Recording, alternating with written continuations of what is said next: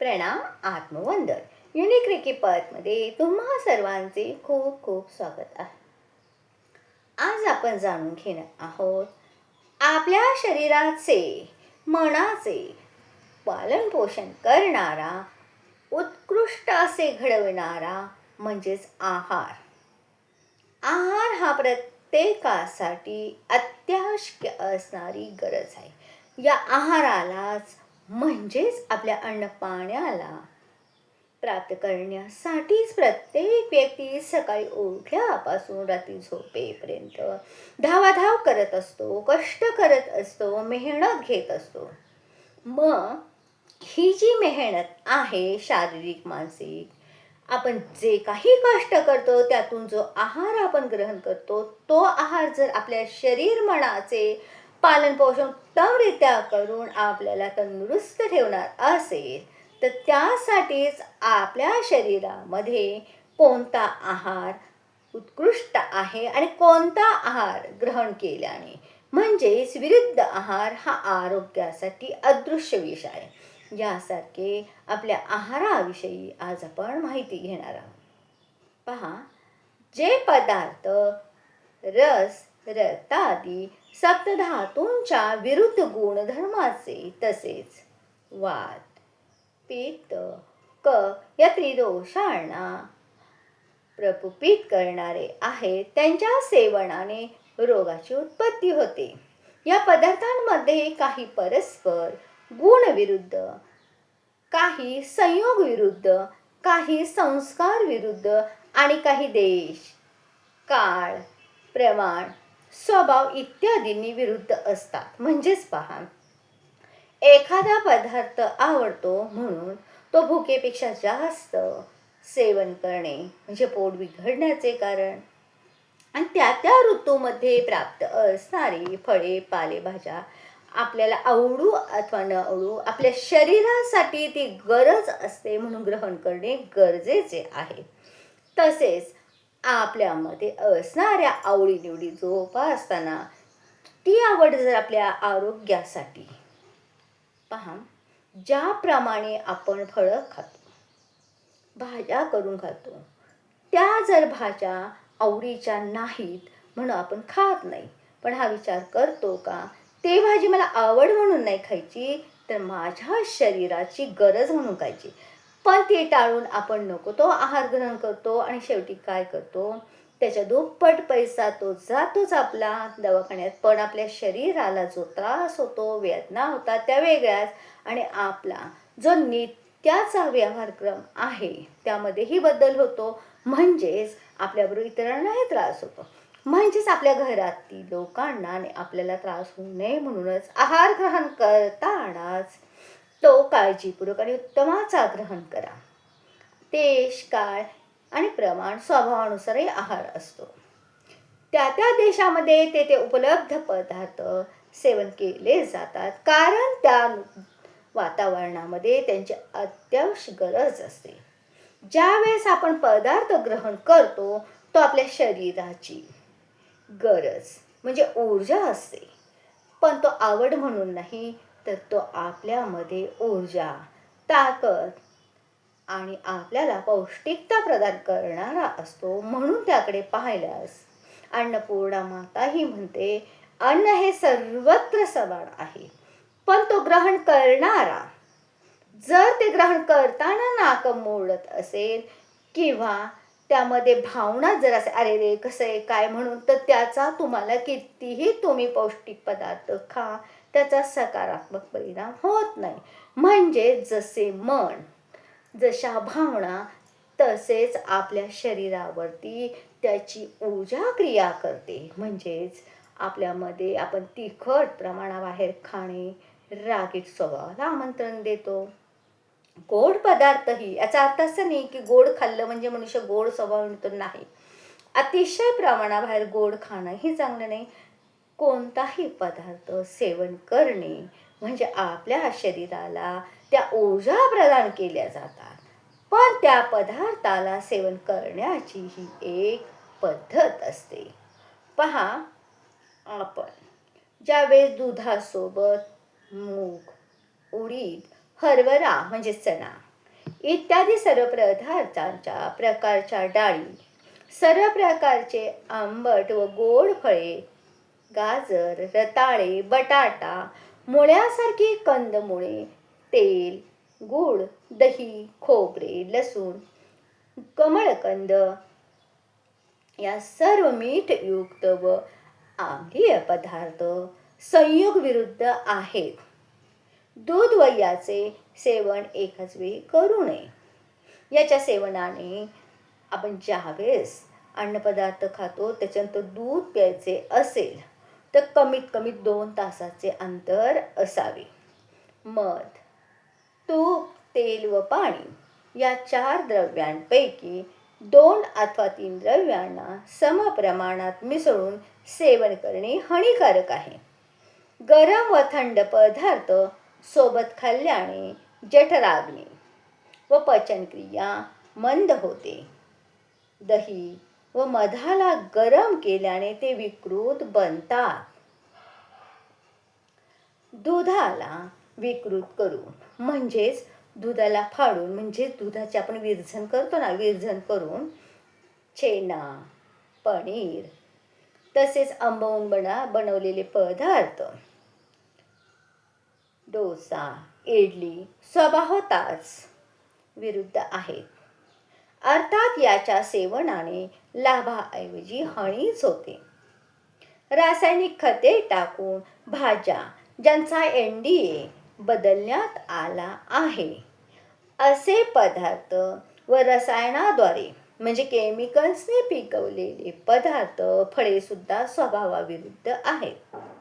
हेमंत व शिशिर या शीत ऋतूंमध्ये थंड, कोरड्या, वृक्ष व वातवर्धक पदार्थांचे सेवन, अल्प आहार तसेच वसंत, ग्रीष्म, शरद या उष्ण ऋतूंमध्ये उष्ण पदार्थ व दह्याचे सेवन काळाविरुद्ध आहे. वाळवंटात वृक्ष, उष्ण व तीक्ष्ण पदार्थ, जास्त तिखट व गरम मसालेयुक्त पदार्थ तसेच समुद्र किनाऱ्यावरील प्रदेशांमध्ये स्निग्ध पदार्थ, थंड पदार्थांचे सेवन, क्षारयुक्त भूमीतील पाण्याचे सेवन देशविरुद्ध आहे. अधिक परिश्रम करणाऱ्या व्यक्तींसाठी कोरडे, शिळे, वातवर्धक पदार्थ व कमी भोजन तसेच बैठे काम करणाऱ्या व्यक्तींसाठी स्निग्ध, गोड, कफवर्धक पदार्थ व जास्त भोजन अवस्थांविरुद्ध आहे. जो व्यक्ती वैद्य काम करतो त्यांनी आहार हा प्रमाणातच करावा, पण जो व्यक्ती शारीरिक कष्टाची कामे करतात, अंग मेहनतीची कार्य करतात त्यांच्यासाठी आहार मुबलकच हवा, कारण त्यांची ती मेहनत तो आहार पचवत असते. अर्धवट शिजवलेले अन्न, करपलेले, वारंवार गरम केलेले पदार्थ, उच्च तापमानावर शिजवलेले किंवा जसे ओव्हनमध्ये बनवलेले अन्न व फास्ट फूड, आपण शीत तापमानात ठेवलेले जसे की फ्रीजमध्ये ठेवलेले पदार्थ हे पाक विरुद्ध आहेत.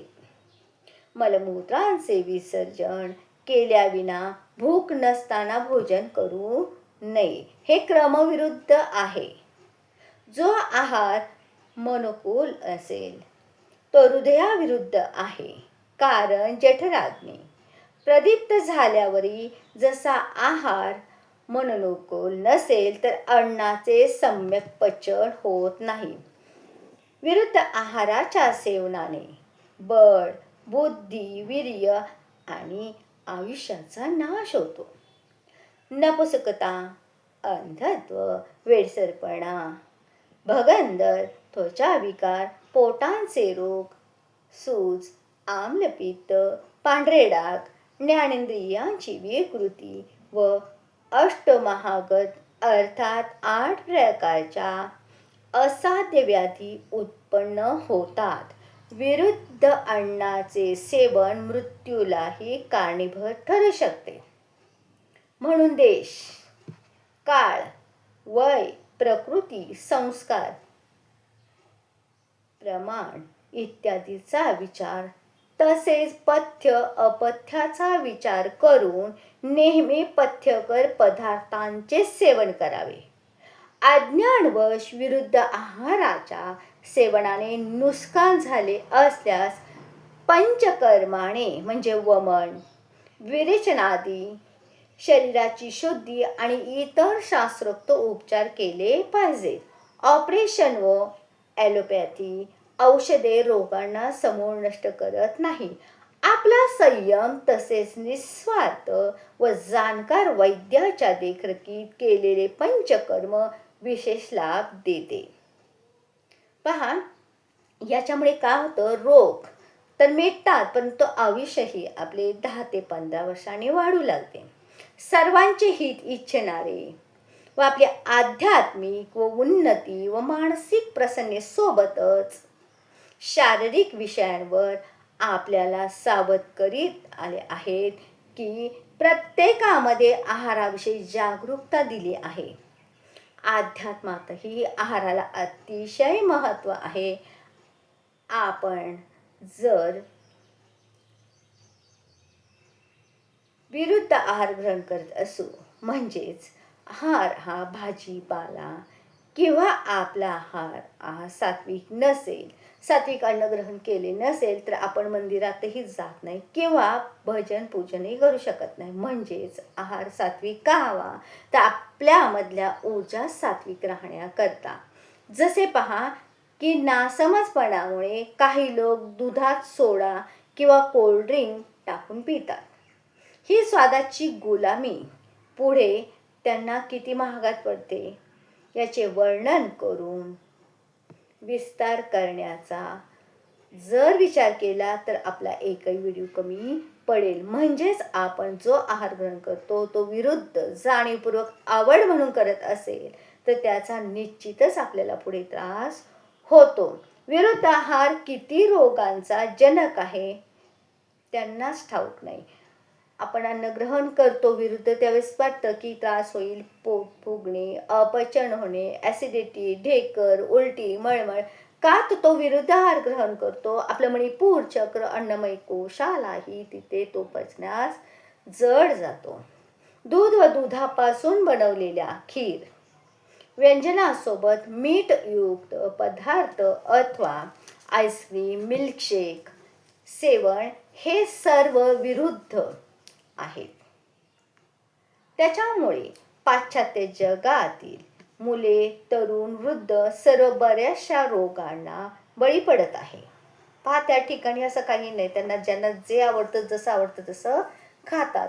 त्यामुळे त्यांना अनेक विकार जडतात. परंतु आपण जाणीवपूर्वक विरुद्ध आहार ग्रहण करणे टाळले तर निश्चितच आपल्याला शारीरिक, मानसिक आणि आर्थिकदृष्ट्याही फायदा होऊ शकतो. पहा की आंबट पदार्थ, खारट पदार्थासोबत चुकूनही दुधाचे पदार्थ खाऊ नका आणि इतरांनाही ते खायला देऊ नका. विरुद्ध आहारापासून वाचा. पहा, आपली सृष्टी किती सुंदर आहे.